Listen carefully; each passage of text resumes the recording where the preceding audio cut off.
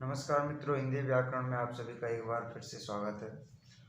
हिंदी में हमने पाठ्यक्रम के बारे में पिछली क्लास में हमने जाना था और संधि प्रकरण हमने प्रारंभ किया था। संधि प्रकरण में हमने स्वर संधि के बारे में जाना था। स्वर संधि के 5 भेद थे, जिनमें पहला दीर्घ स्वर संधि या फिर दीर्घ संधि भी कह सकते हैं। इसमें समान वर्ण आ रहे थे, अर्थात ए या आ के बाद ए या आने पर उसका दीर्घ रूप आ हो रहा था, इत्यादि प्रकार से। दूसरा हमने पढ़ा था गुण संधि। इसमें प्रथम पद के अंत में ए या आ ही था और द्वितीय पद के प्रारंभ में ई, उ अथवा री था, जिनका परिवर्तन ए, ओ और अर में हो रहा था। तीसरी संधि हमने पढ़ेंगे आज, वृद्धि संधि। स्वर संधि का एक प्रकार है। चौथी है यण संधि।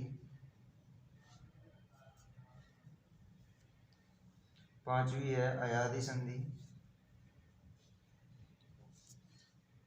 तो दीर्घ संधि और गुण संधि के बारे में हम लास्ट वीडियो में चर्चा कर चुके हैं। आज हम वृद्धि संधि, यण संधि और अयादि संधि के बारे में जानेंगे।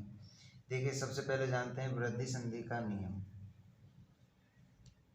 वृद्धि संधि देखिए, जब प्रथम पद के अंत में ए या आ हो और द्वितीय पद के प्रारंभ में ए हो या आई हो, तो परिवर्तन हो जाएगा आई में। अच्छा, ए या ए होने पर दोनों का परिवर्तन आई में होगा, आ और ए होने पर दोनों का परिवर्तन आई में होगा। इसी प्रकार से ए और ए होने पर दोनों का परिवर्तन आई में होगा और ए और आई होने पर भी दोनों का परिवर्तन आई में होगा। इसी प्रकार से देखिए, ए और आ के बाद ओ अथवा औ में से कोई आए तो उसका परिवर्तन औ में हो जाएगा। संक्षिप्त में हम कह सकते हैं कि ए या आ के बाद ए या आ प्रथम पद के अंत में होंगे। इसके बाद ए, आई, ओ और औ में से कोई आए, तो ए और आई में से कोई आएगा तो हमें आई में परिवर्तन करना है, और औ में से कोई आएगा तो हमें औ में परिवर्तन करना है। अब देखते हैं कुछ एग्जाम्पल्स। देखिए, ए या आ के बाद ए और आई हो तो पूरे स्वरों का परिवर्तन, अर्थात ए और आई का परिवर्तन आई में, ए और आई का परिवर्तन भी आई में होगा। आ और ए के बाद आई में, आ और आई का परिवर्तन भी आई में होगा। इसी प्रकार से ए और औ का परिवर्तन औ में, ए और औ का परिवर्तन भी औ में, आ और ओ का परिवर्तन औ में, आ और औ का परिवर्तन औ में हो जाएगा। देखते हैं कुछ एग्जाम्पल्स। देखिए, एक एग्जाम्पल देखते हैं हम। शुभ धन एसी। शुभ प्लस एसी का हमें संधि युक्त पद निकालना है। देखिए कैसे। शुभ में भय में ए शेष है, तो प्रथम पद के अंत में ए है और एसी में द्वितीय पद है, द्वितीय पद के प्रारंभ में ए है। अब देखिए नियम, ए के बाद आई ए हो तो उसका परिवर्तन आई में कर देना है, अर्थात इसका परिवर्तन हम आई में कर देंगे। अच्छा, सु का सु है, भय में से ए गया तो भय अधूरा रह गया, आई हमें जोड़ना है, आई निकल के आ गया और इधर से ए भी यहाँ चला गया था, इसलिए सी ही बचा है। अब देखिए, भय में आई जुड़ेगा तो शुभ ही हो जाएगा और सी है ही, सी है से ही तो बनेगा संधि युक्त पद शुभ एसी, शुभ धन एसी का। अब देखिए कुछ संधि युक्त पद देखते हैं जिनका हमें संधि विच्छेद करना है। लोक ऐषणा। लोक धन ऐषणा। ऐषणा का अर्थ होता है चाहत, अर्थात लोगों के प्रति जो चाहत है उसे लोक ऐषणा कहा जाता है। अब देखिए, कै में ऐसेस है, जैसे भय में ऐसेस था, प्रथम पद के अंत में ए है, द्वितीय पद के प्रारंभ में ए है, तो ए और आई मिलकर आई हो जाएंगे। तो कै में आई जुड़ा तो कई बन गया, लोकेशना बन गया। इसी प्रकार से देखिए तथा धन एव, एव का अर्थ होता है ही, संस्कृत का शब्द है। देखिए प्रथम पद के अंत में आ है, द्वितीय पद के प्रारंभ में ए है, और आ और ए मिलकर भी तो आई बनाएंगे, तो थ में आई जुड़ेगा तो थई बन जाएगा, तो संयुक्त पद बनेगा तथैव। इसी प्रकार से देखिए पुत्र ईषणा, पुत्र धन ईषणा, पुत्र प्रथम पद के अंत में भी ऐसे है, द्वितीय पद के प्रारंभ में ए है, और ए मिलकर आई बनाएंगे। वसुधा धन एव, प्रथम पद के अंत में आ शेष है, आ के बाद ए हो, आ के बाद ए होने पर आई बन जाता है, और ध में आई जुड़ेगा तो वसुदेव बन जाएगा। इसी प्रकार से देखिए सदा धन एव, तो देखिए प्रथम पद के अंत में आ है, द्वितीय पद के प्रारंभ में ए है, और आ और ए मिलकर आई बनाएंगे, द में आई जुड़ेगा दही बन जाएगा, और सदैव बन जाएगा। इसी प्रकार से देखिए अर्थात सदा ही, एव का अर्थ होता है ही। इसी प्रकार से देखिए जलो जल धन ओग, ओग का अर्थ होता है लहर, अर्थात पानी की या फिर जल की जो लहर है उसे जलौग कहेंगे। देखिए प्रथम पद के अंत में ए है, द्वितीय पद के प्रारंभ में ओ है, और ए और ओ मिलकर, ये देखिए दूसरा वाला जो पार्ट है इसका जो वृद्धि संधि का नियम है उसका दूसरे वाले पार्ट में देखिए ए के बाद ओ हो तो औ बन जाता है, ए और ओ मिलकर औ बनाएंगे, और ले में औ जुड़ेगा तो जलौ बन जाएगा। इस प्रकार से देखिए वनौषधि, वन धन औषधि, देखिए वन धन औषधि, वन में प्रथम पद के अंत में ए है, और द्वितीय पद के प्रारंभ में औ है, और ए और औ मिलकर औ ही बनाएंगे। ये देखिए ए और औ मिलकर औ बनाएंगे, तो न में औ जुड़ेगा तो वनौषधि बन जाएगा। इस प्रकार से देखिए महा औषधि,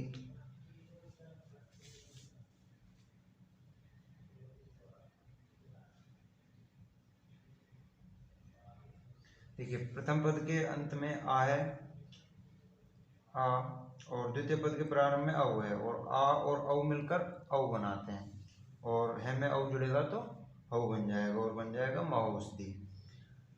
देखिए वनौषधि का मतलब वन की औषधि, महौषधि का मतलब महान है जो औषधि, ये इनके अर्थ हो गए। और ऐसा कोई कठिन शब्द मुझे दिख नहीं रहा इसमें, सारे सामान्य शब्द हैं।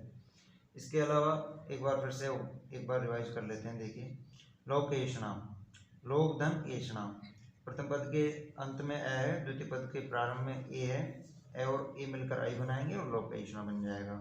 ये कार्य यहाँ हुआ है। तथा धन एव, प्रथम पद के अंत में आ है, द्वितीय पद के प्रारंभ में ए है, और आ और ए मिलकर आई बनाएंगे और बन जाएगा तथैव। इसी प्रकार से देखिए पुत्रेषणा में, पुत्र में प्रथम पद के अंत में ए है, द्वितीय पद के प्रारंभ में ए है, और ए और ए मिलकर आई बनाएंगे और बन जाएगा पुत्रेषणा। इसी प्रकार से देखिए वसुदेव, वसुधा धन एव, प्रथम पद के अंत में आ है, द्वितीय पद के प्रारंभ में ए है, और आ और ए मिलकर आई बनाएंगे। इसी प्रकार से ये बन जाएगा वसुदेव।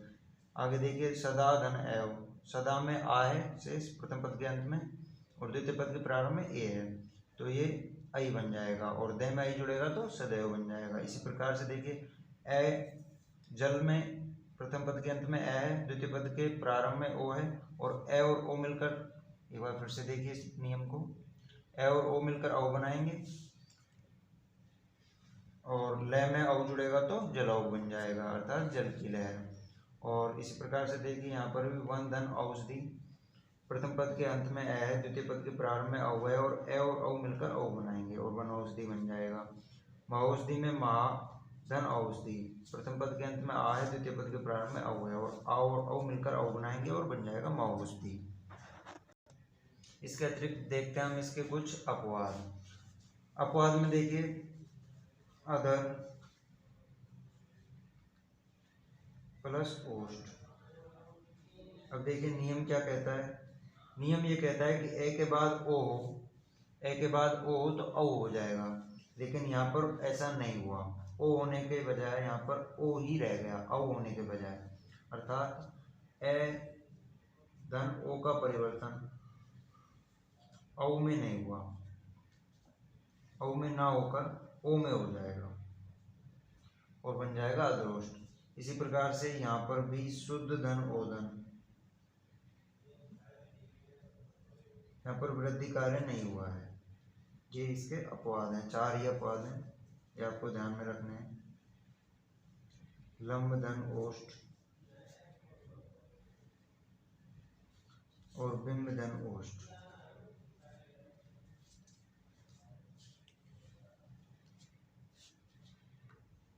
इन सभी में ए के बाद औ होने पर औ में परिवर्तन होने के बजाय ये औ ही रह जाता है।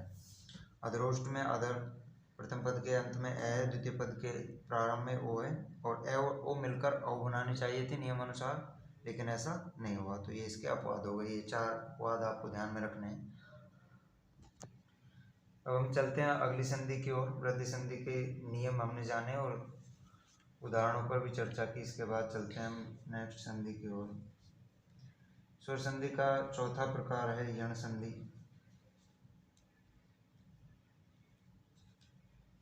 देखिए इसमें क्या होता है, इसमें प्रथम पद के अंत में आपको, प्रथम पद के अंत में ई, उ, री और री में से कोई एक मिलेगा, और द्वितीय पद के प्रारंभ में इनके अतिरिक्त कोई और स्वर मिलेगा, अर्थात समान नहीं होना चाहिए, असमान स्वर होना चाहिए, असमान स्वर। असमान स्वर से यहाँ तात्पर्य यह है कि ई के बाद ई या ई, छोटी या बड़ी जो भी हो, यहाँ पर भी छोटी या बड़ी मिल सकती है, यहाँ पर भी ऊ भी छोटा या बड़ा मिल सकता है, लेकिन इसके अतिरिक्त कोई और स्वर होना चाहिए, अर्थात ए हो, आ हो, ऊ हो, यदि ई प्रथम पद के अंत में है तो द्वितीय पद के प्रारंभ में ई के अतिरिक्त कुछ और मिलना चाहिए।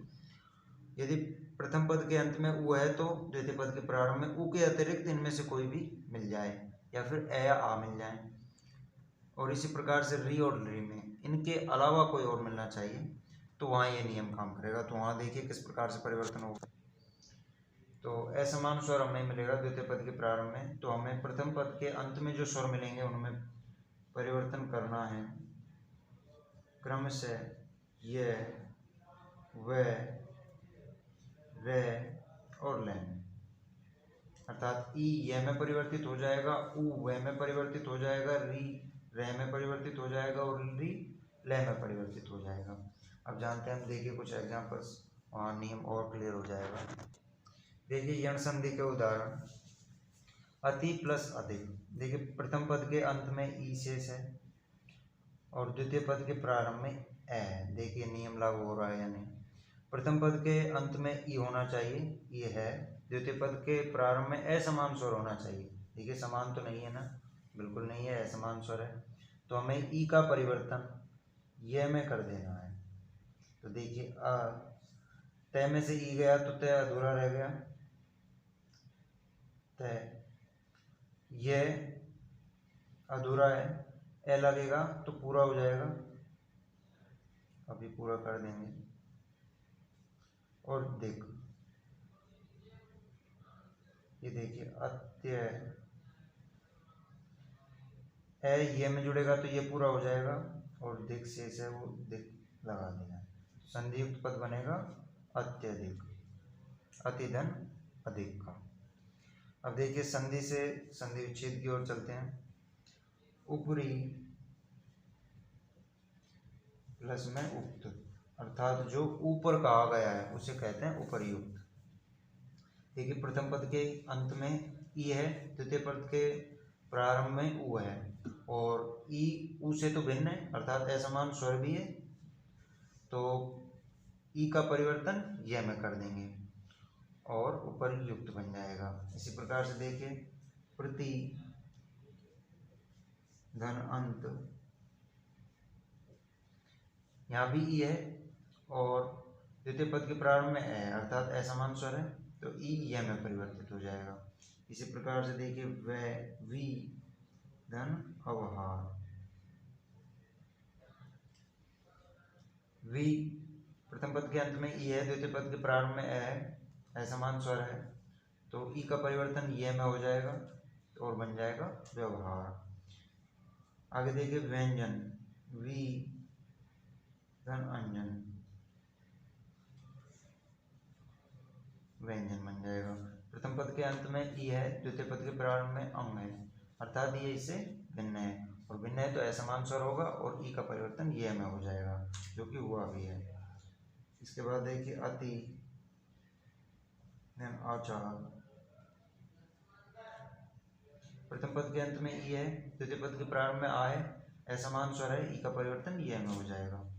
अब देखिए मधु, धन अरि। प्रथम पद के अंत में उ है और द्वितीय पद के प्रारंभ में ए है, अर्थात असमान स्वर है। अब देखिए इसे हम यहाँ लिख ही लेते हैं और इसका संधि कार्य करते हैं। देखिए मद में द आदाय और उ हमने पृथक कर लिया इससे, और अरि, अर्थात उ के बाद ए है, असमान स्वर, तो उ का परिवर्तन वह में हो जाएगा।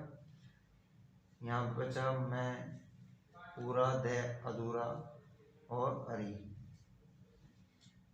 ए वह को पूरा कर देगा, द अधूरा ही रह जाएगा और बन जाएगा मध्वरी। देखिए मध्वरी बना है। इसी प्रकार से देखिए वधु, धन आगमन।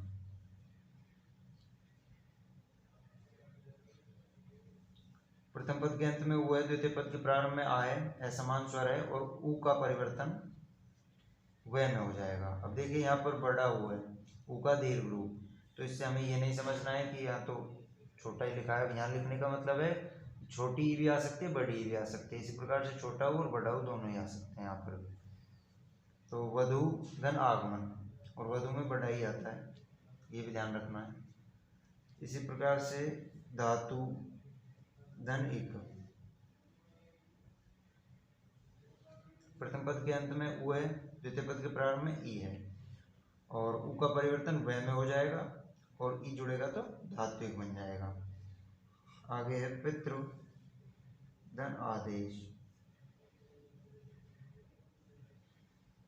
पितृ, धन आदेश, री का परिवर्तन रे में हो जाएगा यदि असमान स्वर हो। तो देखिए असमान स्वर है ना, री तो नहीं है, आ है, अर्थात असमान स्वर है और री का परिवर्तन रे में हो जाएगा।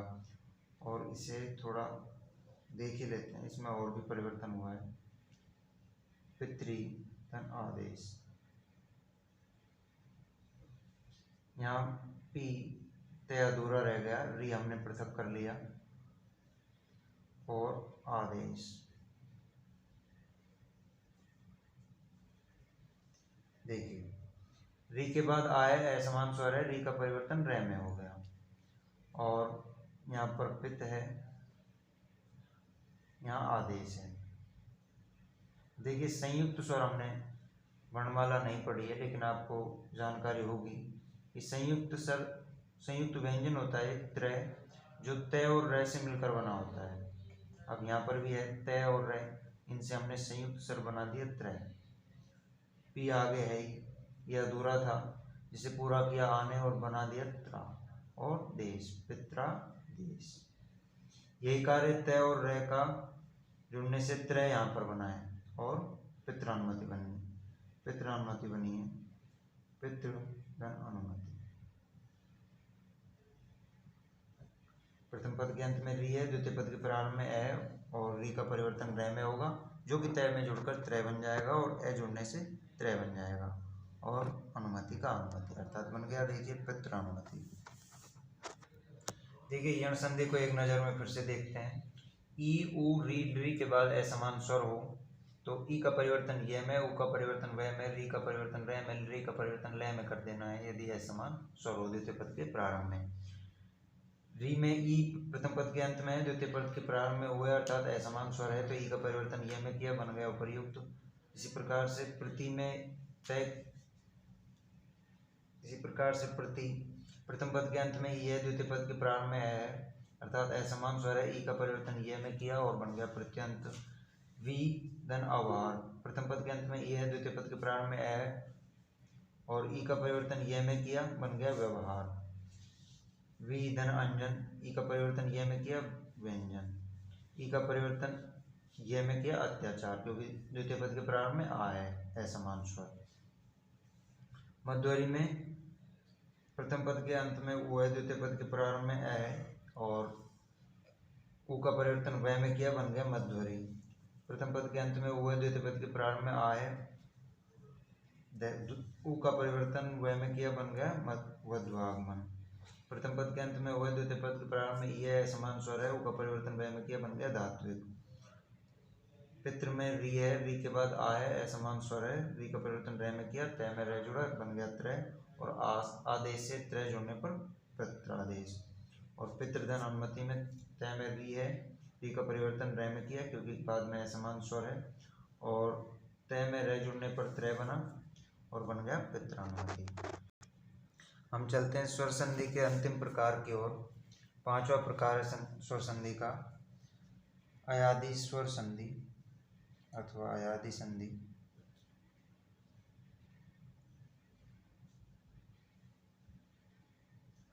नियम को याद रखने का एक छोटा सा तरीका, अयादि के टुकड़े करते हैं। देखिए यहीं से अय आदि, अर्थात अय जैसे वर्णों में परिवर्तन होगा। यहाँ से आपको देखिए नियम किस तरह से ध्यान रखना है। प्रथम पद के अंत में ए हो अथवा ऐ हो अथवा ओ हो अथवा औ हो के बाद असमान स्वर हो,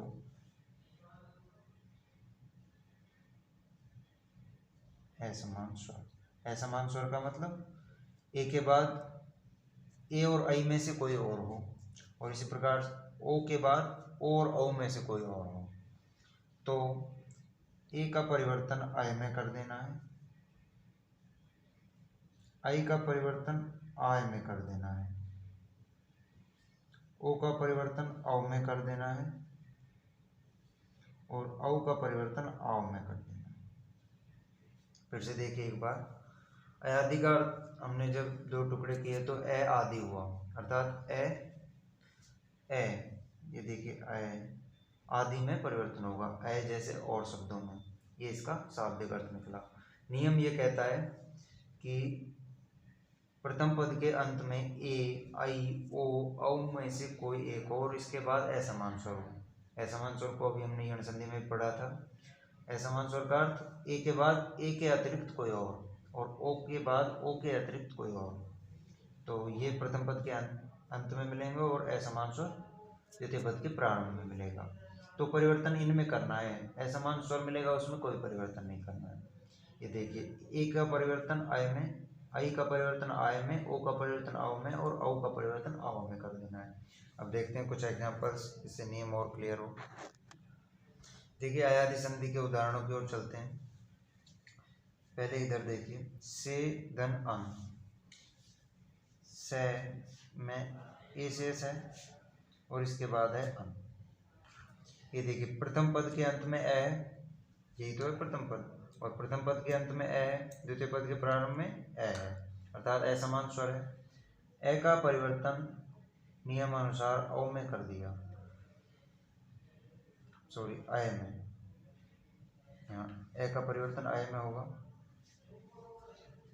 से में ए जुड़ा, से पूरा हो गया, ये में ए जुड़ा, ये पूरा हो गया और न पूरा है जी, अर्थात बन गया शयन। इसी प्रकार से आगे देखते हैं एक और एग्जांपल।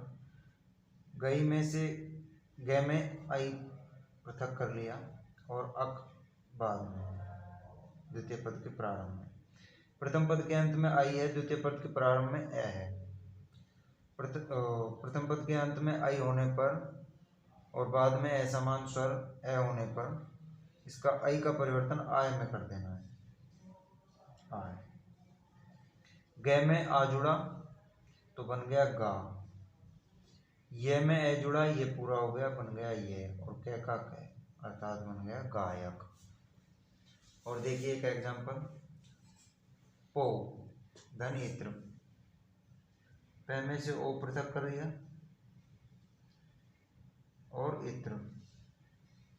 ओ प्रथम पद के अंत में, द्वितीय पद के प्रारंभ में ही है, अर्थात असमान स्वर है, और ओ का परिवर्तन नियम अनुसार औ में कर देना है। पे में ए जुड़ा, पे पूरा, व में ई जुड़ा, वी, त्रय का त्रय, पवित्र शब्द बनेगा। ये देखिए बै में अवशेष और अनाम। ये देखिए औ प्रथम पद के अंत में, द्वितीय पद के प्रारंभ में ए, तो औ का परिवर्तन आओ में कर देना है। बै में आ जुड़ा भा, ये आओ में वे में हलंत होता है, जैसे कि औ में वे में हलंत है, और नियम में भी वे में हलंत लिखा हुआ है, कोई बात नहीं।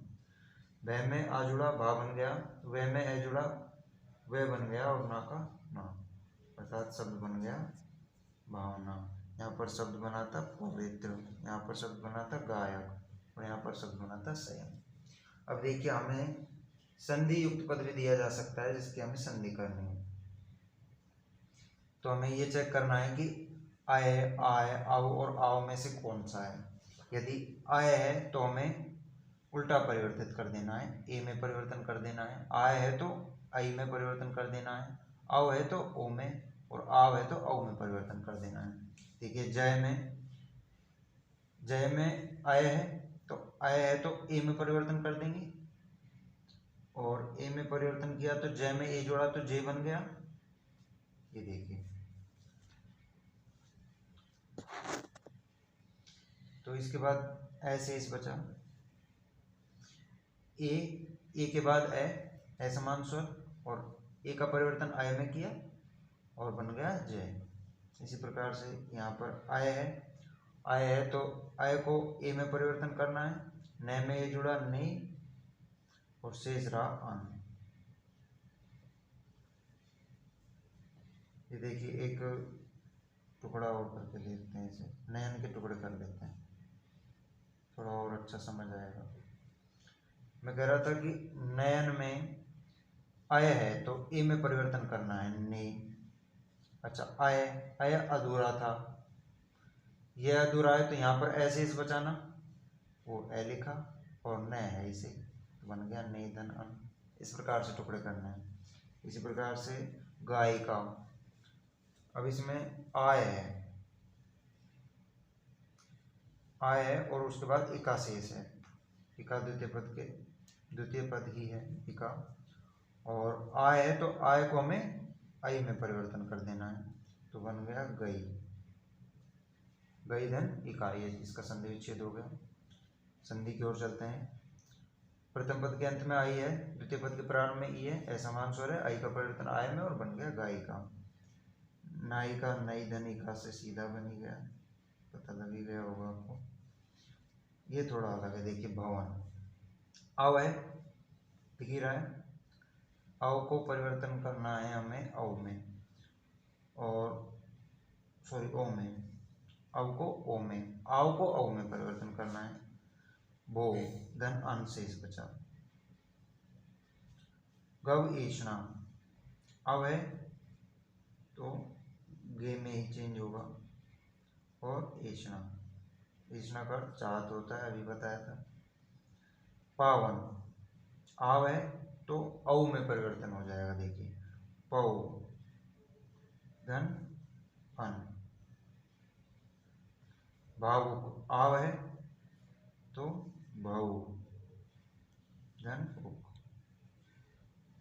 नाविक में आव है नौ धन एक बार फिर से देखिए। यदि हम संधि विच्छेद से संधि की ओर चलते हैं तो कार्य आसान है ही। ई को आय में, आई को आय में, ओ को औ में, औ को आव में परिवर्तन कर देना है यदि असमान स्वर हो तो। यहाँ पर हमें इस कार्य को थोड़ा आसान इस प्रकार से बनाना है। कुछ अभ्यास के बाद आपको स्पष्ट पता लग जाएगा कि इसके टुकड़े किस प्रकार से होंगे। लेकिन तब तक जैसे कोई भी एक और शब्द ले लेते हैं हम, एक नया शब्द देखते हैं, अयादि संधि का उदाहरण। इसके संधि विच्छेद की ओर हम चलेंगे। जैसे गायक शब्द ले लिया क्या, गायक नहीं लिया, ले लिया गायक भी ले लिया हमने। कोई और उदाहरण सोचता हूँ, धावक ले लेते हैं, धावक नहीं लिया है। देखिए धावक है कोई शब्द, अब इसके आपको संधि विच्छेद करना है। अवशेष बच रहा है दह में, यदि दह को पृथक कर दें तो अवशेष बचेगा और वह में से ए निकल गया और कै शेष है। इस प्रकार से टुकड़े करना है। अब देखिए आव इसका परिवर्तित रूप है, यह आपको नियम ध्यान होना चाहिए। औ का परिवर्तित रूप है औ और दह, इधर अक्षेष है, दह में औ जोड़ा दव, धन बन गया दवधन अक से धावक, और धावक का संधि विच्छेद दवधन अक। देखिए एक बार फिर से सबको रिवाइज कर लेते हैं एग्जांपल्स का। जे धन ए, जय ए का परिवर्तन अय में, ए का परिवर्तन अय में नयन, आई का परिवर्तन आय में गायिका, आई का परिवर्तन आय में नायिका, ओ का परिवर्तन औ में भवन, यहाँ ओ आएगा, ओ का परिवर्तन औ में होगा तो गवेषणा बनेगा। पावन में औ का परिवर्तन आव में होगा, औ का परिवर्तन आव में, औ का परिवर्तन आव में। इस प्रकार से देखिए आयादी संधि के एग्जाम्पल्स हमने कर लिए हैं, बाकी एग्जाम्पल्स हम करते रहेंगे। अब हम सभी संधियों को एक बार एक नज़र में देख लेते हैं। स्वर संधि के 5 प्रकार हमने जाने, पांचों प्रकारों को एक नज़र में हम थोड़ा सा देख लेते हैं। देखिए सभी संधियों को एक बार फिर से रिवीजन कर लेते हैं। दीर्घ, गुण, वृद्धि, यण, अयादि 5 संधि थे स्वर संधि के प्रकारों में। इनके नियमों को एक बार जान लेते हैं। नियमों की बात करेंगे। नियम किस प्रकार से आप ध्यान में रख सकते हैं संधियों के। देखिए दीर्घ का अर्थ बड़ा होता है, मैंने बताया था, और इसमें संधि युक्त जो पद आएगा वो बड़ा आता है। ए अथवा आ के बाद समान स्वर हो, ध्यान रखिए यहाँ समान स्वर आता है, यण में असमान स्वर आता है द्वितीय पद के प्रारंभ में, और अयादि में भी असमान स्वर ही आता है। तो इनका परिवर्तन आ में, ई अथवा ई के बाद ई अथवा ई आए तो उसका परिवर्तन भी ई में कर देना है, और ऊ अथवा ऊ के बाद ऊ अथवा ऊ आए तो उसका परिवर्तन भी ऊ में कर देना है। अच्छा, ई और ई के अलावा द्वितीय पद के प्रारंभ में प्रथम पद के अंत में तो ई या ई है, द्वितीय पद के प्रारंभ में ई या ई के अतिरिक्त कुछ और आए तो यण संधि में चला जाएगा, अभी देखेंगे।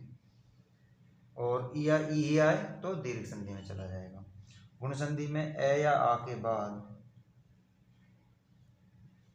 ए या प्रथम पद के अंत में होंगे, द्वितीय पद के प्रारंभ में ई या, देखिए प्रथम पद के अंत में ए या आ, द्वितीय पद के प्रारंभ में ई, ऊ, री और री में से कोई एक होगा। री प्राय संस्कृत में आता है, हिंदी में ई और ई, ऊ और री ज़्यादा आते हैं। ई का परिवर्तन ए में, ऊ का परिवर्तन ओ में, और री का परिवर्तन अर में, री का परिवर्तन अल में कर दिया था। ध्यान रखने योग्य बात यह है कि अर में रे में हलंत है और अल में ले में हलंत है। देखिए हलंत शब्द को थोड़ा सा समझते हैं। हलंत के टुकड़े करें तो इस प्रकार से होंगे, हल अंत, कोई संधि नहीं है इसमें, केवल टुकड़े करने हैं। ले में हलंत लगा हुआ है, ले अधूरा है, ए जुड़ेगा तो बन जाएगा हलंत। हल होते हैं व्यंजन, और अंत का अर्थ आप जानते हैं लास्ट में, अर्थात जिनके लास्ट में व्यंजन हो वो हलंत हैं। अब जैसे कोई शब्द देखते हैं वाक, इस प्रकार से आपने वाक को लिखा हुआ देखा होगा, इसका अर्थ होता है दिशा। अब कै में हलंत है, अब इसके देखिए टुकड़े कीजिए, वह धन आ धन कै, अब इसके बाद स्वर थोड़ी आएगा, तो कै व्यंजन है, व्यंजन जिसके अंत में वही हलंत है। यदि ये वाक ऐसे होता, ऐसे ना होकर ऐसे वाक होता, तो इसके टुकड़े इस प्रकार से होते, वह ये नियमों से पृथक कर देते हैं। तो वह धन आ धन कै, अब ए आता अंत में, तो यहाँ ए तो अंत में नहीं है, या तो ये तो स्वर अंत में हो गया, व्यंजन अंत में नहीं है। व्यंजन अंत में होगा तो हलंत होगा, क्योंकि व्यंजन को संस्कृत में हल कहा जाता है, तो ये हलंत की कहानी है। हम संधियों के नियमों की ओर चल रहे थे। गुण संधि के नियम को हमने जाना। ए आ के बाद ई उ री होने पर ए ओ और अल में परिवर्तन हो जाता है। देखिए वृद्धि संधि में भी प्रथम पद के अंत में ए या आ आएगा और द्वितीय पद के प्रारंभ में ए आई ओ अथवा औ आएगा, तो इनका परिवर्तन औ में, आई में, और औ का परिवर्तन औ में कर देना है। ये ए और आ भी जो भी आएगा वो भी इसी में परिवर्तित हो जाएंगे, अर्थात ए अथवा आ के बाद प्रथम पद के अंत में ए या आ के बाद ए या आई होने पर, अब यदि ए और ए आए तो दोनों का परिवर्तन आई में होगा, दोनों का परिवर्तन आई में, और ए या आ के बाद ओ अथवा औ आने पर दोनों का परिवर्तन औ में कर देना। ऐसा नहीं करना है कि ए का परिवर्तन आई में किया और काम पूरा हो गया, ए या आम को कुछ परिवर्तित नहीं किया, ये विलुप्त हो जाएंगे। या फिर ऐसा क्रॉस भी लगा कर आप डायग्राम को सेट कर सकते हो, या फिर ऐसा ये निशान और इंगित कर रहा है कि ए या आ भी ए में सम्मिलित हो जाएंगे। यण संधि में प्रथम पद के अंत में ई उ री और री आते हैं। री यहाँ पर भी प्राय संस्कृत में एग्जाम्पल देखने को मिलेंगे, हिंदी में ये तीन ई उ और री के एग्जाम्पल ज़्यादा देखने को मिलते हैं। के बाद असमान स्वर आता है और इनका परिवर्तन ये व रे और लय में हो जाता है। अयादि संधि में ए ओ आई अथवा औ प्रथम पद के अंत में होंगे, द्वितीय पद के प्रारंभ में असमान स्वर होगा। असमान स्वर क्या होता है, यह भी हमने चर्चा की थी। तो ए का परिवर्तन आय में,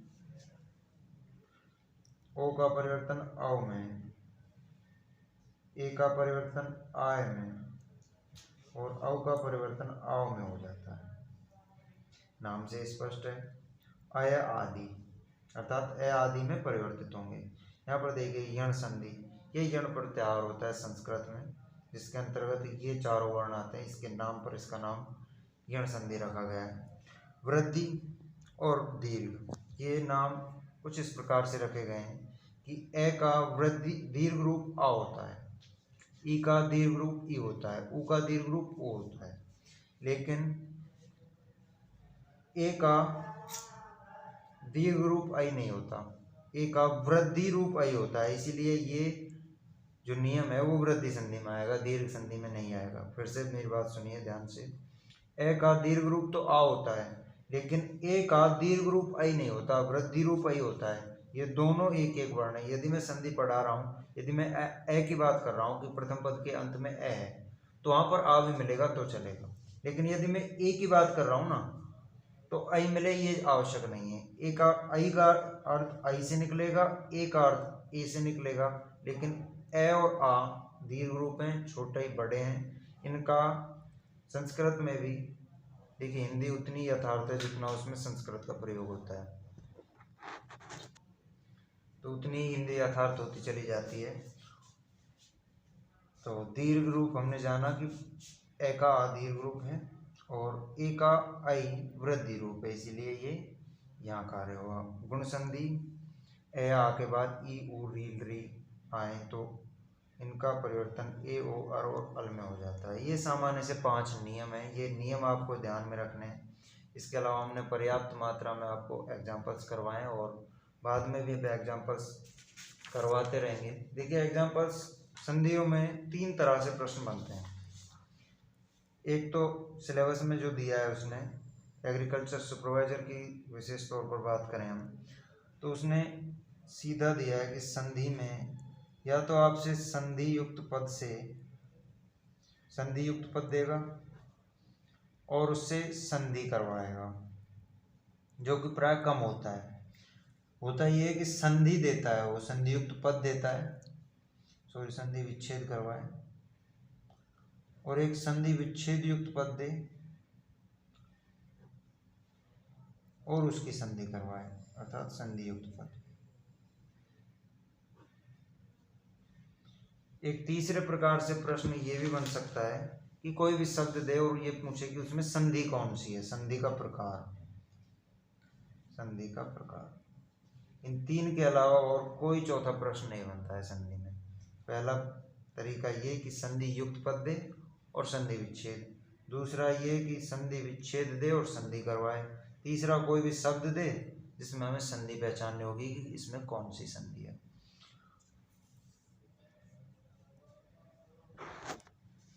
तो मैंने प्रारंभ में चर्चा की थी कि संधि युक्त पद से संधि विच्छेद करना थोड़ा सा मुश्किल है, संधि विच्छेद युक्त पद से संधि युक्त पद का निर्माण करना आसान है। लेकिन हमने ये एग्जाम्पल्स इसलिए थोड़े ज़्यादा रखे, देखिए मैंने ऐसे एग्जाम्पल 2 या 3 या फिर कुछ संधियों में नहीं भी रखे, ऐसे एग्जाम्पल ज़्यादा से ज़्यादा लेने की कोशिश की, क्योंकि इस तरह के प्रश्न ज़्यादा देखने को मिल रहे हैं। और साथ ही साथ प्रत्यय और उपसर्ग को एग्रीकल्चर सुपरवाइजर में इस तरह से पूछा जाना है कि आपको कोई भी शब्द दिया जाएगा और उसके टुकड़े करवाए जाएंगे, और टुकड़े करने का अर्थ है संधि विच्छेद करना, तो वहाँ पर भी ये संधि विच्छेद का कार्य अत्यंत महत्वपूर्ण हो जाएगा। इसके साथ ही साथ एक नए तरह के प्रश्न चल रहे हैं जो 4 टॉपिक्स को एक क्वेश्चन कवर करता है। देखिए क्वेश्चन एक आएगा और टॉपिक 4 होंगे, संधि, समास, उपसर्ग और प्रत्यय।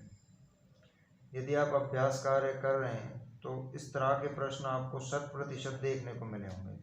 आपको 1, 2, 3, 4 जो भी है 4 शब्द के जोड़े दे देगा 4 ऑप्शंस में, और पूछेगा कि निम्न में से ऐसा पद छांटिए जिसमें संधि भी हो, समास भी हो, उपसर्ग भी हो और प्रत्यय भी हो। वहाँ तो ये कार्य बहुत ही ज़्यादा जरूरी हो जाता है। यदि आप में यह क्षमता नहीं है कि आप किसी भी शब्द को 2 टुकड़ों में तोड़ सको, तो ना आप संधि कार्य, ना समास कार्य, ना उपसर्ग और प्रत्यय को शब्द से भिन्न कर पाओगे। इसीलिए इस दूरगामी परिणाम को मद्देनजर रखते हुए हमने इस तरह के एग्जाम्पल्स को ज़्यादा से ज़्यादा करने की कोशिश की है। आज की वीडियो को हम यहीं पर समाप्त करते हैं।